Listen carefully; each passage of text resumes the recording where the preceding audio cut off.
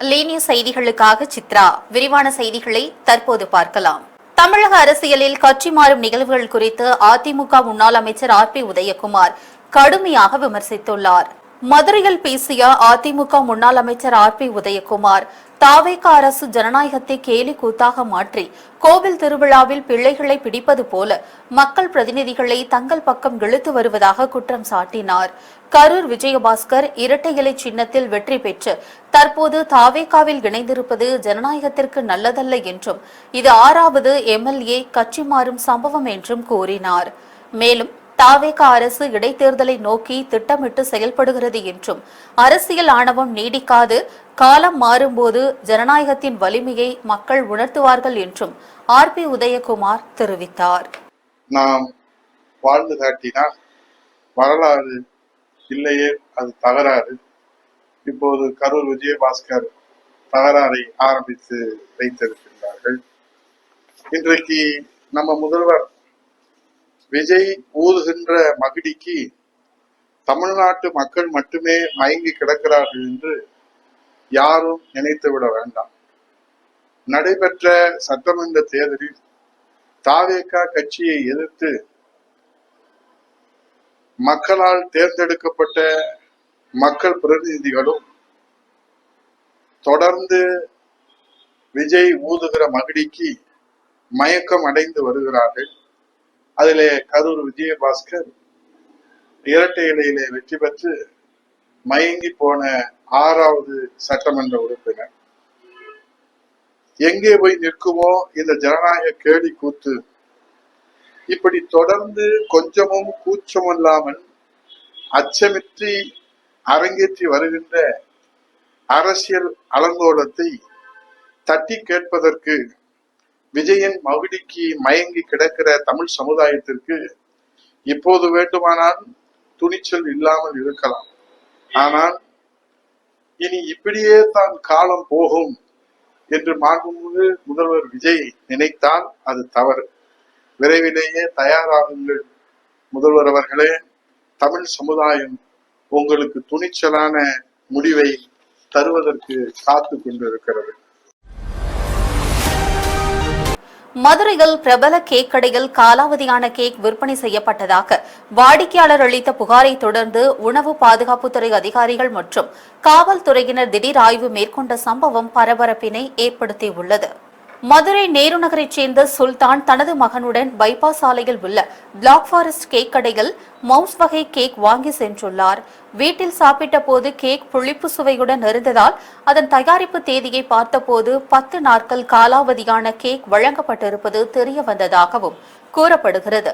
இதனையடுத்து கேக் கடையில் புகார் அளித்து பணத்தை திரும்ப பெற்ற சுல்தான் காவல்துறை மற்றும் உணவு பாதுகாப்பு துறையிலும் புகார் அளித்தார்.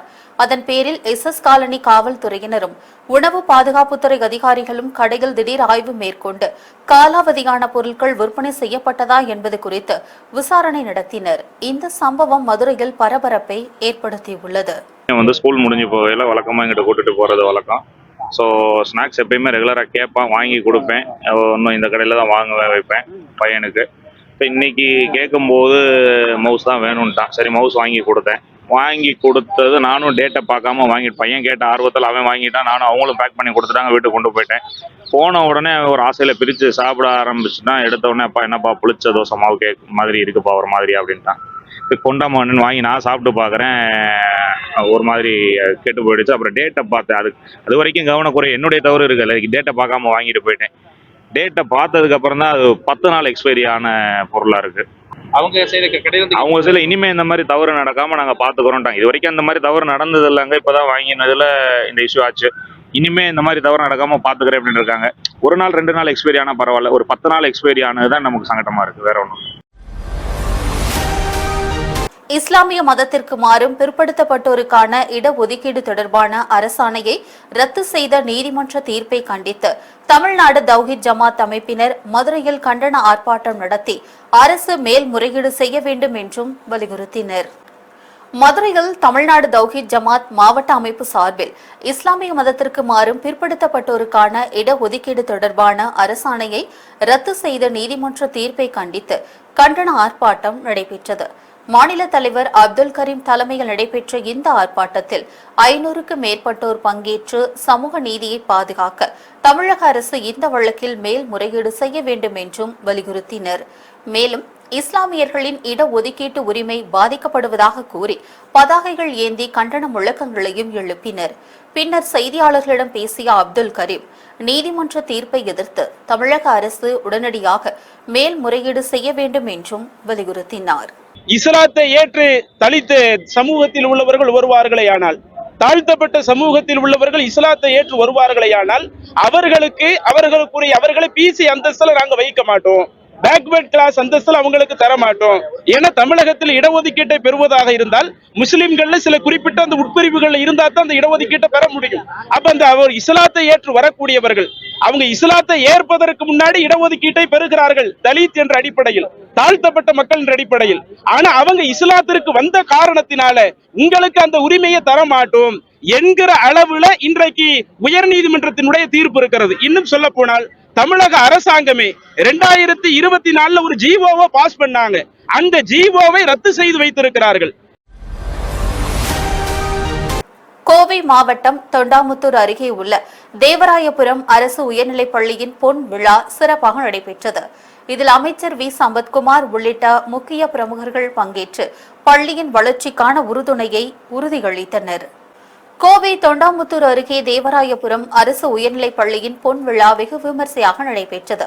இதில் பிற்படுத்தப்பட்டோர் நலத்துறை அமைச்சர் வி சம்பத்குமார் சிறப்பு விருந்தினராக கலந்து கொண்டு பள்ளியின் வளர்ச்சிக்கு தேவையான அனைத்து உதவிகளையும் அரசு வழங்கும் என்றும் உறுதியளித்தார். விழாவில் பொள்ளாச்சி நாடாளுமன்ற உறுப்பினர் ஈஸ்வரசாமி, முன்னாள் அமைச்சர் எஸ்.பி. வேலுமணி, கவிஞர் கவிதாசன் உள்ளிட்டோர் பங்கேற்றனர். முன்னாள் மாணவர்கள் விளையாட்டு உபகரணங்கள், நோட்டு புத்தகங்களை ஊர்வலமாக கொண்டு வந்து பள்ளிக்கு வழங்கினர். பள்ளியின் பொன் விழாவை முன்னிட்டு சிறப்பு மலர் மற்றும் அஞ்சல் தலை வெளியிடப்பட்டதுடன் ஆசிரியர்கள் மற்றும் நிதி உதவியாளர்கள் கௌரவிக்கப்பட்டனர்.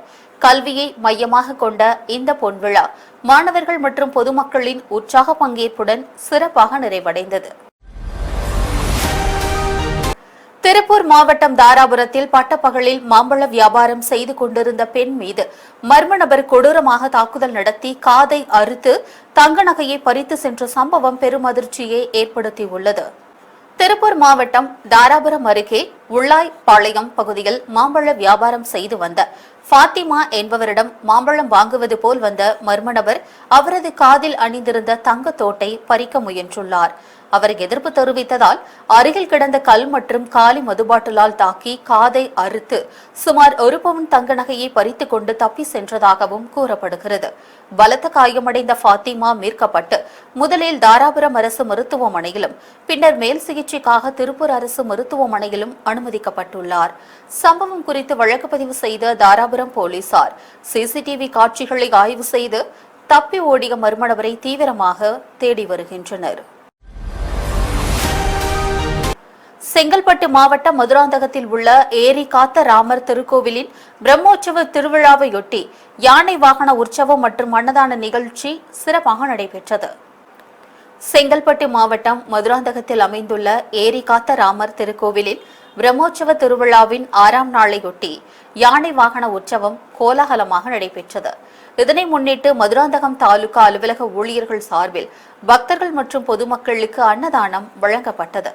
இந்நிகழ்ச்சியில் வருவாய் கோட்டாட்சியர் நரேந்திரன், வட்டாட்சியர் பாலாஜி, வருவாய் ஆய்வாளர், கிராம நிர்வாக அலுவலர்கள், அரசு ஊழியர்கள் மற்றும் ஏராளமான பக்தர்கள் கலந்து கொண்டு விழாவினை சிறப்பித்தனர். மதுரை மாவட்டம் பாலமேடு அருகே உள்ள பொம்மிநாயக்கன்பட்டி அருள்மிகு கருப்பசாமி கோவிலில் குடமுழுக்கு விழா வெகு விமர்சையாக நடைபெற்றது. இதில் ஆயிரக்கணக்கான பக்தர்கள் பங்கேற்று சுவாமி தரிசனம் செய்தனர். மதுரை மாவட்டம் பாலமேடு அருகே உள்ள பொம்மிநாயக்கன்பட்டி அருள்மிகு கருப்பசாமி கோவிலில் 2 நாட்கள் நடைபெற்ற யாக பூஜைகளை தொடர்ந்து திரு குடமுழுக்கு விழா கோலாகலமாக நடைபெற்றது. வேத மந்திரங்கள் மற்றும் மங்கள வாத்தியங்கள் முழங்க யாகசாலையிலிருந்து கொண்டுவரப்பட்ட புனித நீரால் கோபுர கலசங்களுக்கு கும்பாபிஷேகம் நடைபெற்றது. அப்போது திரண்டிருந்த பக்தர்கள் பக்தி முழக்கங்களை எழுப்பி தரிசனம் செய்தனர். பின்னர் பக்தர்கள் மீது புனித நீர் தெளிக்கப்பட்டது.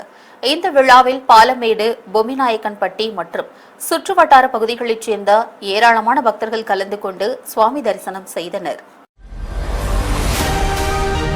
திண்டுக்கல் மாவட்டம் பழனி அருகே குடும்ப தகராறு விபரீதமாக மாறிய நிலையில் மனைவியை அழைத்து செல்ல வந்த இளைஞர் கல்லால் தாக்கி கொலை செய்யப்பட்ட சம்பவம் பெரும் பரபரப்பினை ஏற்படுத்தியுள்ளது.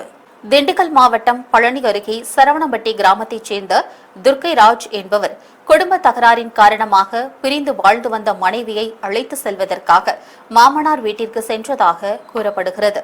அப்போது ஏற்பட்ட வாக்குவாதத்தில் மனைவியின் அண்ணன் பரத் துர்க்கைராஜை கல்லால் தலையில் தாக்கியதில் அவர் சம்பவ இடத்திலேயே உயிரிழந்தார். தகவல் அறிந்து வந்த கீரனூர் போலீசார் உடலை கைப்பற்றி பழனி அரசு மருத்துவமனைக்கு பிரேத பரிசோதனைக்காக அனுப்பி வைத்தனர். மேலும் வழக்கு பதிவு செய்து தலைமறைவான பரத்தை தீவிரமாக தேடி வருகின்றனர். கோவை டவுன்ஹால் பகுதியில் நிறுத்தி வைக்கப்பட்டிருந்த இருசக்கர வாகனங்களின் சீட்களை மர்ம நபர் ஒருவர் பிளேடால் கிழித்து சேதப்படுத்திய சிசிடிவி காட்சிகள் சமூக வலைதளங்களில் வைரலாகி வாகன உரிமையாளர்கள் மத்தியில் அதிர்ச்சியை ஏற்படுத்தியுள்ளது. கோவை டவுன்ஹால் பகுதியில் உள்ள போத்தீஸ் துணிக்கடை அருகே உள்ள வாகன நிறுத்துமிடத்தில் மர்ம நபர் ஒருவர் வரிசையாக நிறுத்தப்பட்டிருந்த இருசக்கர வாகனங்களின் சீட்களை கூர்மையான பிளேடால் கிழித்து சேதப்படுத்தியுள்ளார். பின்னர் எதுவும் நடக்காதது போல் அங்கிருந்து நடந்து சென்ற சம்பவம் அங்கிருந்த கண்காணிப்பு கேமராவில் பதிவாகியுள்ளது. வாகன உரிமையாளர்கள் திரும்பி வந்தபோது தங்களது பைக்குகளின் சீட்கள் கிழிக்கப்பட்டிருப்பதை கண்டு அதிர்ச்சி அடைந்தனர். இந்த காட்சிகள் சமூக வலைதளங்களில் வேகமாக பரவி வரும் நிலையில் பொதுமக்களின் சொத்துக்களை சேதப்படுத்திய மர்ம நபரை உடனடியாக அடையாளம் கண்டு கைது செய்ய வேண்டும் என்று வாகன உரிமையாளர்கள் போலீசாரிடம் கோரிக்கை விடுத்துள்ளனர். கோவை ராமநாதபுரம் பகுதியில் கான்கிரீட் மிக்சர் வாகனத்தில் இருந்து சாலையில் டீசல் கசிந்ததால் இருசக்கர வாகனங்கள் அடுத்தடுத்து வழுக்கி விழுந்து பலர் காயமடைந்த சம்பவம் பரபரப்பினை ஏற்படுத்தியுள்ளது. Kovai Ramanathapuram all India radio அலுவலகம் அருகே கான்கிரீட் மிக்சர் வாகனத்தின் எரிபொருள் தொட்டியில் ஏற்பட்ட கோளாறின் காரணமாக சாலையில் டீசல் கசிந்தது. இதை அறியாமல் வந்த இருசக்கர வாகன ஓட்டிகள் டீசல் பரவிய சாலையில் வழுக்கி விழுந்ததில் பலருக்கு கை கால்களில் காயம் ஏற்பட்டது. இதனால் அந்த பகுதியில் சிறிது நேரம் போக்குவரத்தும் பாதிக்கப்பட்டது. தகவல் அறிந்த கான்கிரீட் நிறுவன ஊழியர்கள் வாகனத்தை ஓரமாக நிறுத்தி சாலையில் மண்ணை கொட்டி வழுக்களை கட்டுப்படுத்தியதுடன் போக்குவரத்தையும் சீரமைத்தனர். பின்னர் கனரக வாகனங்கள் வராததால் பெரும் உயிர் சேதம் தவிர்க்கப்பட்டது. இனிவரும் செய்திகளை விரைவு செய்திகளாக தற்போது பார்க்கலாம். கன்னியாகுமரி மாவட்டம் நாகர்கோவிலில் தமிழ்நாடு அனைத்து வணிகர் சங்கங்களின் பேரமைப்பு சார்பில் நிர்வாகிகள் பதவியேற்பு மற்றும் அறிமுக விழா நடைபெற்றது. இதில் கலந்து கொண்ட மாநில தலைவர் கொளத்தூர் ரவி பின்னர் செய்தியாளர்களை சந்தித்து தமிழக அரசிற்கு 10 அம்ச கோரிக்கைகளை முன்வைத்தார்.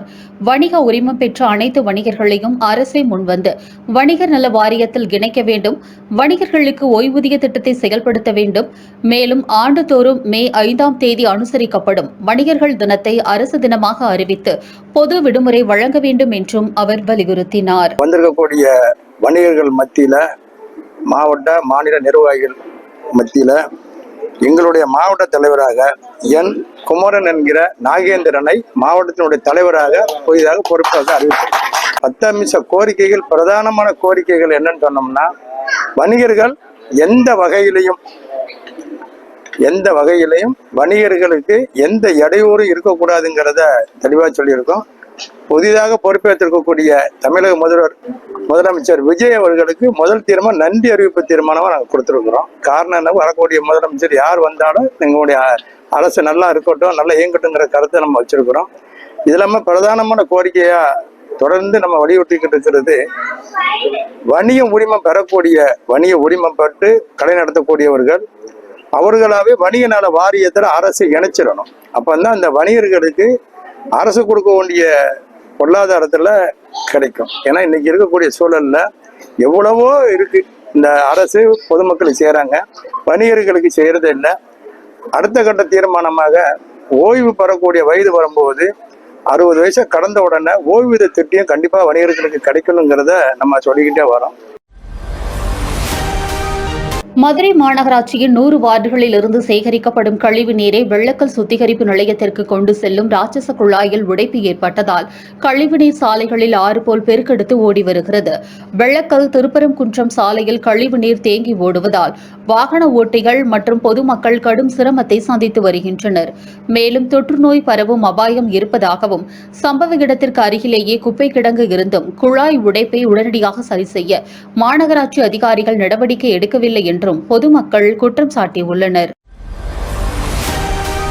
கன்னியாகுமரி மாவட்டம் பூதப்பாண்டி அருகே ஞானதாசன்புரம் அரசு குடியிருப்பில் வசிக்கும் பொதுமக்கள் மாவட்ட ஆட்சியர் அலுவலகத்தில் கோரிக்கை மனு அளித்தனர். அதில் 96 குடும்பங்கள் வசிக்கும் குடியிருப்பில் வசிக்கும் இருவர் போதைப்பொருள் விற்பனை செய்வதுடன் அப்பகுதி மக்களை மிரட்டி தாக்கி வருவதாக குற்றம் சாட்டியுள்ளனர்.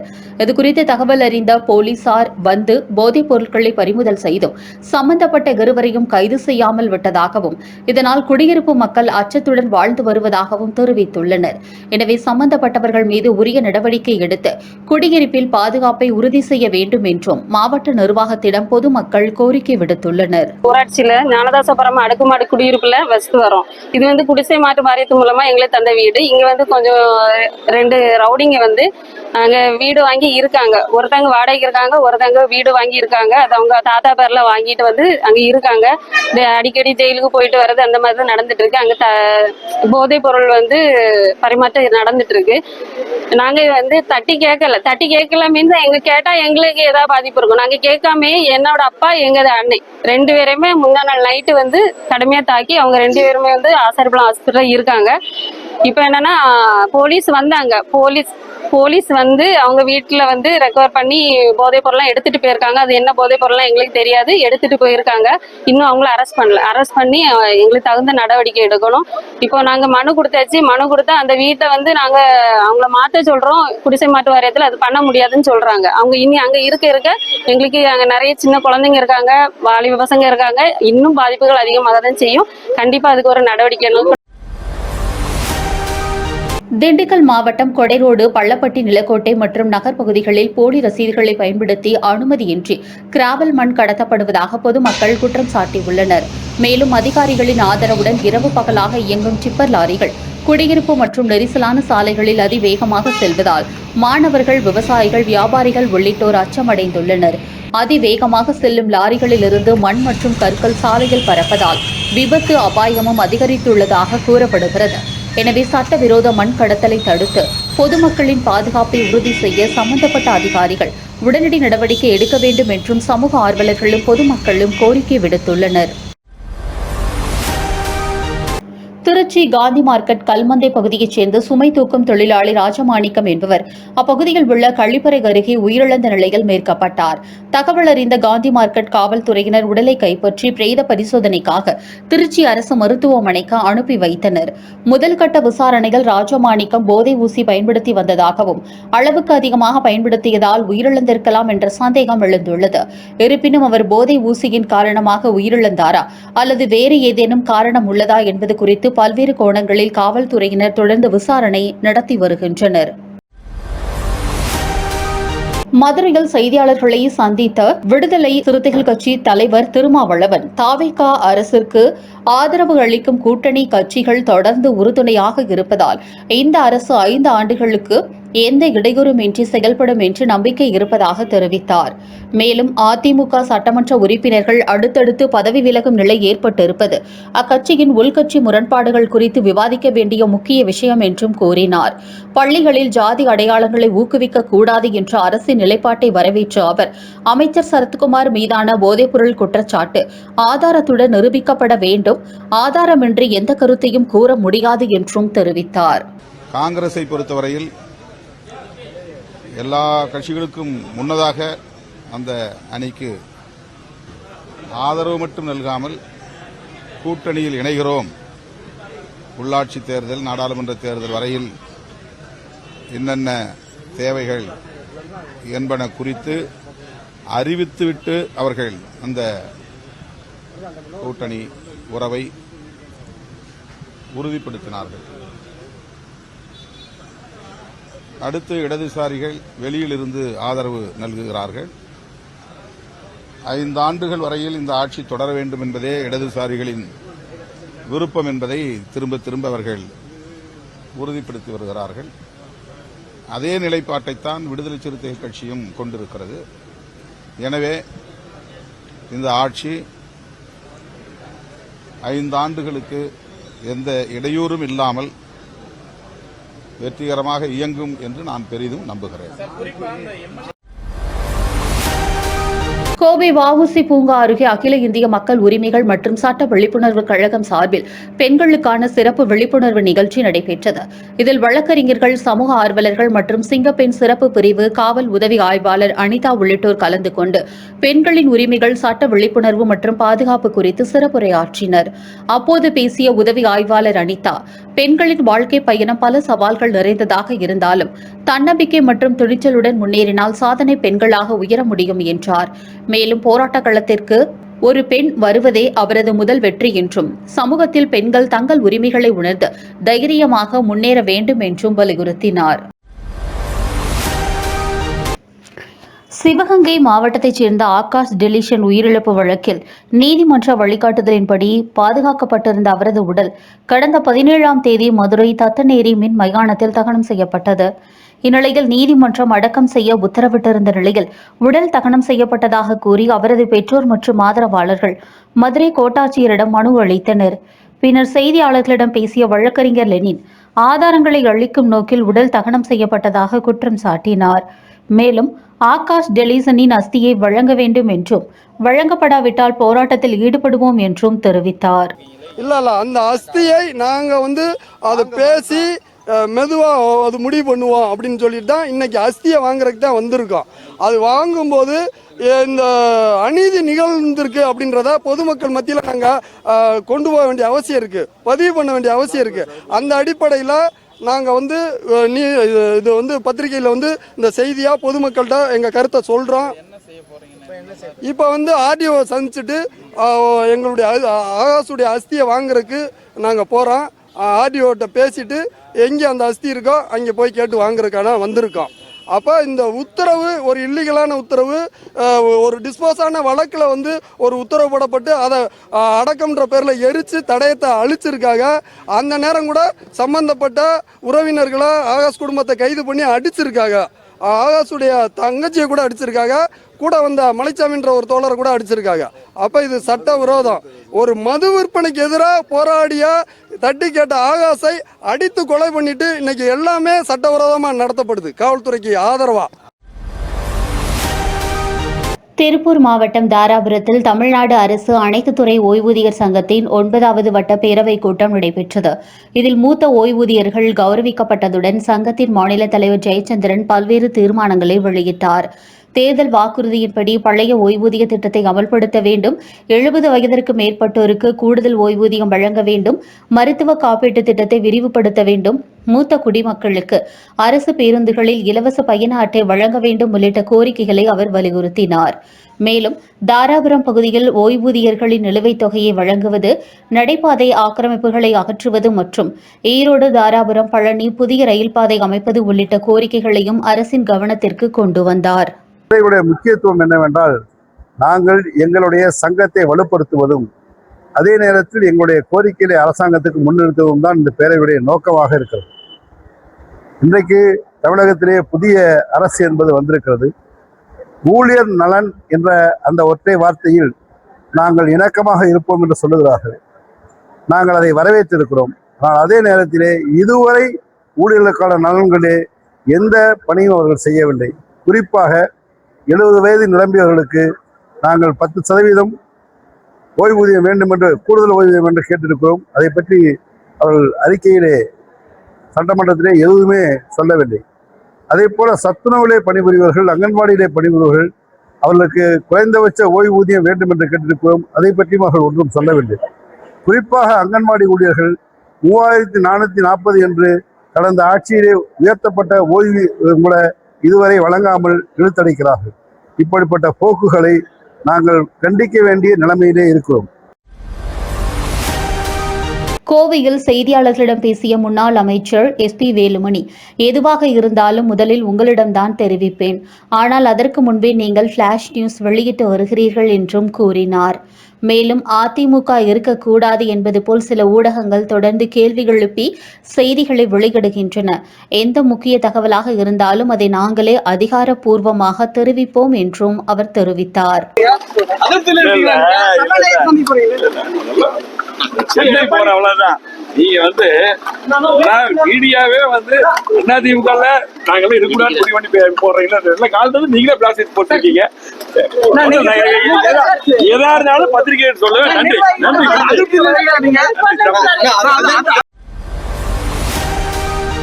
கோவை மாவட்டம் பொள்ளாச்சியில் தமிழக முதல்வர் ஜோசப் விஜயின் 52வது பிறந்த நாளை முன்னிட்டு தமிழக வெற்றிக் கழகம் சார்பில் நலத்திட்ட உதவிகள் வழங்கும் நிகழ்ச்சி நடைபெற்றது.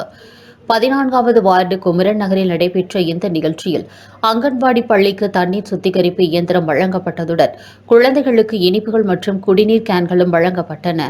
நிகழ்ச்சிக்கு கோவை தெற்கு மாவட்ட தொண்டரணி அமைப்பாளரும் சட்டமன்ற பொறுப்பாளருமான பாலாஜி தலைமை தாங்கினார். இதில் பொள்ளாச்சி மேற்கு நகர செயலாளர் தர்மராஜ் மற்றும் கட்சி நிர்வாகிகள் உள்ளிட்டோர் கலந்து கொண்டனர். இத்துடன் இந்த செய்தி தொகுப்பு நிறைவடைந்தது. உலகில் நடக்கும் செய்திகளை உடனுக்குடன் தெரிந்து கொள்ள www.lenews.in என்ற இணையத்திலும் லீ மேக்ஸ் என்ற OTT தளத்திலும் கண்டு களியுங்கள். யூடியூப், ஃபேஸ்புக், இன்ஸ்டாகிராம் போன்ற சமூக வலைதளங்களிலும் தொடர்ந்து இணைந்திருங்கள். நன்றி, வணக்கம்.